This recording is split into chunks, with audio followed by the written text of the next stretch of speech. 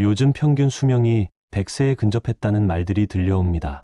여러분은 100살까지 살고 싶으신가요? 많은 분들이 수명이 늘어 오래 산다고 해서 행복한 것은 아니라고들 말합니다. 그도 그럴 것이 나이가 들면 자연스레 건강이 악화되고 요양원에 들어가게 되는 것을 상상하면 눈앞이 깜깜해진다는 것입니다. 정신이 멀쩡해도 거동이 어려워지면 내 마음대로 할 수 있는 것이 단 하나도 없는 게 노후의 삶입니다. 자식이 있더라도 요즘 어떤 자식이 부모를 부양하려고 할까요? 부모로서 자식에게 짐이 되기 싫어서, 눈치가 보여서 어쩔 수 없이 요양원을 선택하게 되기도 하는데요. 그 순간부터 통제된 삶이 시작됩니다. 재산이라도 손에 쥐고 있다면 자식들이 찾아오겠지만 그게 아니라면 돈만 보내고 나몰라라 하는 사람들이 참 많습니다. 돈이라도 보내주면 다행입니다.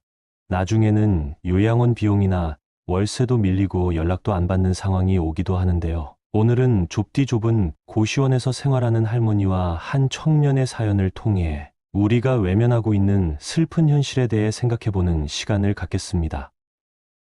제가 20살이 되던 해에 부모님으로부터 독립하게 되었습니다. 막상 독립을 하려니 어디서 살아야 할지 막막하더군요. 살 곳을 알아보던 중 달빛이 비추는 곳을 보니 전단지 한 장이 붙어 있었습니다. 전단지는 월 10만 원의 식사 제공까지 해주는 고시원 광고였습니다. 어린 나이에 추진력이 빨랐던 저는 곧장 전단지에 적힌 번호로 전화를 걸었고 고시원 원장은 방이 딱 하나 남았다며 일단 보러 오라고 하더라고요. 하지만 막상 고시원을 가보니 건물도 오래됐고 군데군데 곰팡이가 핀 흔적이 보였습니다. 이뿐만 아니라 냄새도 얼마나 고약한지. 여기서 살 수 있을까 잠깐 고민해봤지만 방은 비교적 깔끔했고 10만 원에 이 이상 바라는 것은 욕심이라는 생각이 들어 계약을 하게 되었지요.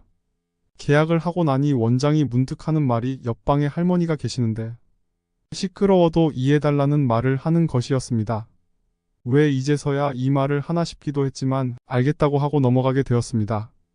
짐 정리를 하고 밤이 되었을 때 원장 말대로 할머니가 있다는 옆방에서 소음이 들려오기 시작했습니다. 통화하는 것 같기도 하고 혼잣말을 중얼거리는 것 같기도 하고 잘 모르겠지만 귀가 둔한 편이었던 저는 잘 준비를 하고 있었습니다. 그때 갑자기 방문을 두드리는 소리가 들렸습니다. 고시원에 총무인가 싶어 문을 열었는데 할머니 한 분이 서 계시는 것이었습니다. 인상이 참 선해 보이는 할머니의 손에는 바리바리 무엇인가 들고 계셨습니다. 한겨울인데도 불구하고 내복 한 장과 조끼 하나 걸치고 있는 모습이 마음 한켠에 걸리긴 했으나 고시원에 대한 설명과 들고 오신 음식을 주시며 젊을 때 잘 챙겨 먹으라는 말씀에 감사해하며 음식과 과일을 받아들었습니다. 그 이후로도 몇 번이나 저를 따뜻하게 챙겨주시던 옆방 할머니. 어느 날 밝은 미소만을 보여주시던 평소와는 다르게 훌쩍이는 소리가 옆방으로부터 들려왔습니다. 엄마 좀 데리러 와주면 안 되겠니? 라는 말이 스치듯 들리게 되었고 자녀가 있구나 짐작하게 되었습니다. 내가 참견할 일은 아니지만 어떻게 어머니를 이곳에 혼자 둘 수 있을까 생각하며 이게 바로 현대판 고려장이 아닐까 하며 씁쓸한 마음으로 밖으로 나갔습니다. 담배를 한 대 피러 나간 곳에는 고시원 원장도 앉아 있었는데 담배 불을 붙이며 나에게 말을 건넸습니다. 할머니가 시끄러워서 신경 쓰이죠. 실은 하나밖에 없는 아들 며느리가 노인네 냄새 난다고 요양원으로 보내자고 했대. 근데 요양원 비용이 좀 비싸야지. 그래서 아들이 그냥 고시원에 보내놓은 것 같더라고. 나는 자식이 찾아오냐고 물었지만 5년 동안 딱 한 번 와서 인사만 하고 바로 돌아갔다는 대답이 돌아왔습니다. 원장은 참견할 일은 아니지만 너무한 거 아니냐며 혀를 끌끌 찼다. 할머니가 집이 그리워서 한 번 가면 안 되냐고 물을 때마다 아들은 며느리 눈치를 보는지 절대 안 된다고 거절했다고 한다. 정붙일 곳이 없는 할머니가 나에게 잘해주는 이유를 조금은 알 것 같았습니다. 그 후로 옆방 할머니의 울음소리가 들릴 때마다 얼마나 서러우실까 걱정도 되고 아들이 참 너무하다라는 생각이 들었습니다. 제가 할 수 있는 것은 어쩌다 한 번씩 할머니의 말동무를 해드리는 것밖에는 없었습니다. 할머니는 당신의 사연을 단 한 번도 나에게 얘기한 적이 없었기 때문에 저도 굳이 내가 알고 있는 것을 입 밖으로 꺼내지 않았습니다.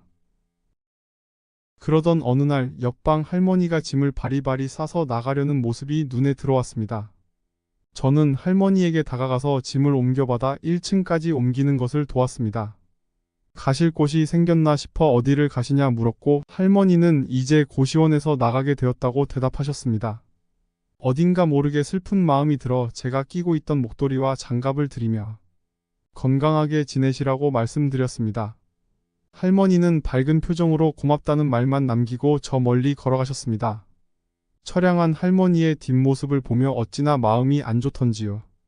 그날은 그냥 쉬어야겠다 싶어서 고시원으로 올라오자 기다렸다는 듯 원장이 말을 걸어왔습니다. 자식 있어봐야 다 소용없구만. 아니 글쎄, 지금 4개월 간 돈을 안 내서 여쭤봤더니 너늘이 되는 사람이 자기들도 힘들다고 무작정 기다리라고 했나봐. 마음이 안 좋아서 겨울은 그냥 개시게 하자고 얘기했는데 그냥 내보내라는 거 있지. 못난 자식 때문에 한겨울에 쫓겨나게 된 할머니 생각에 그날은 잠이 오지 않았습니다. 그로부터 3, 4개월 정도 지났을까. 그 할머니 아들이라는 사람이 찾아와 어머니가 연락이 안 된다며 어디로 갔는지 묻는 것이었습니다. 뒤늦은 후회를 하며 대성통곡하고 있는 할머니의 아들에게 원장은 이렇게 말했습니다. 아무리 힘들어도 그러지 말았어야죠. 노인네가 살면 얼마나 산다고. 이제 와서 미칠 것 같은 감정도 당신 몫이니 여기서 이러지 말고 그냥 가세요. 할머니의 아들은 한참 울다 조용히 사라져버렸다. 그 아들이 할머니를 찾았는지 어떤지는 모르겠지만 부디 옆방 할머니가 행복한 노후를 보내셨길 바랄 뿐입니다. 가슴 한켠이 아려오는 사연이었습니다. 있을 때 잘하라는 그 흔한 말이 정말 와닿는 시간인데요. 자식이 부모를 모시는 것이 부담이 되는 것만큼 부모 또한 자식에게 자신을 맡기는 것이 쉬운 일은 아닙니다. 그 일이 얼마나 힘든 일인지 알기 때문입니다. 자식의 집에 들어가 살게 되면 눈치 보는 것은 당연하고 자식 내외가 당신 때문에 싸우기라도 하면 그 스트레스가 엄청나다고 합니다. 그래서 어쩔 수 없이 요양원에 들어가는 부모님들도 많이 계시는 것이죠. 늙으면 양로원에 가는 것이 이제는 당연한 일이라고 말할 정도입니다. 이것은 슬프지만 현실에서 일어나는 일들로 어느 작은 양로원에서 돌아가신 할머니의 시를 통해 노후의 삶과 소망에 대해 생각해보는 시간을 가져보세요. 어느 양로원 할머니의 시. 간호사님들 무엇을 보시나요? 댁들이 저를 볼 때 무슨 생각을 하시나요? 현명하지 않고 변덕스러운 성질과 초점 없는 눈을 가진 투정이나 부리는 늙은 노인으로 보이겠지요. 음식을 질질 흘리고 대답을 빨리빨리 못하냐고 큰 소리로 말할 때면 전 정말 당신들이 좀 더 노력해 주기를 원했습니다. 당신들이 귀찮다고 주먹질을 할 때는 맞아가면서도 전 정말 안 움직이는 몸속에서 용기를 내어 헛손질로나마 싸우고 싶었던 것이랍니다. 댁들이 하는 일도 못 알아차리는 것 같이 보이고 양말이나 신발 한 짝을 항상 잃어버리는 바보 같은 늙은 노인으로 밖에는 안 보였나요? 저항하든 말든 목욕을 킬 때도 설거지통 그릇만도 못하고 대돌만도 못한 내 몸뚱이에 눈물도 쏟아냈지만 흐르는 물에 감추어져 당신들 눈에는 보이지 않았겠지요. 음식을 나누어 먹는 것이 아닌 그냥 먹여주는 댁들의 눈에는 가축보다 못난 노인으로 비추어졌던가요? 댁들은 저를 그런 식으로 생각하시나요? 댁들은 저를 그런 식으로 보시나요? 제 팔에 든 수많은 멍자국들이 당신들 눈에는 도화지 위에 아무렇게나 그려놓은 망가진 보라색 도라지 꽃으로 보이던가요? 간호사님들, 그렇다면 이제 눈을 뜨고 그런 식으로 절 보지 말아주세요. 이 자리에 꼼짝하지 않고 앉아서 나의 의지는 상실되어 댁들이 지시한 대로 행동하고 나의 의지가 아닌 댁들의 의지대로 먹고 온 몸에 멍이 들어도 아픔을 삭혀야 되었던 제가 누구인지 말하겠습니다. 제가 10살 어린아이였을 땐 사랑하는 아버지도 있었고 사랑하는 어머니도 있었고 형제들도 자매들도 있었답니다. 16이 되었을 땐 발에 날개를 달고 이제 곧 사랑할 사람을 만나러 다녔답니다. 20살 땐 평생의 사랑을 평생 지키기로 약속한 결혼 서약을 기억하며 가슴이 고동쳤답니다. 25살이 되었을 땐 안아주고 감싸주는 행복한 가정을 필요로 하는 당신들 어린 시절과 같이 귀엽던 어린 자녀들이 생겨났답니다. 30살이 되었을 땐 어리기만 했던 자녀들이 급속히 성장해서 서로 오래도록 지속될 관계가 맺어졌답니다. 40살이 되었을 땐 어리기만 했던 아들, 딸들이 성장해서 집을 떠나게 되었지만 남편은 제 곁에 있어 슬프지 않았답니다. 50살이 되었을 땐 제 자식들은 직장에서 일을 하고 손주를 제 무릎에 안겨주며 그때 비로소 인생의 맛을 느끼는 저 자신을 알게 되었답니다. 마침내 어두운 날들이 찾아와 내 옆에 있던 이가 먼저 하늘로 떠나게 되면서 앞으로의 삶을 생각해보니 두려운 마음에 몸이 오싹해졌답니다.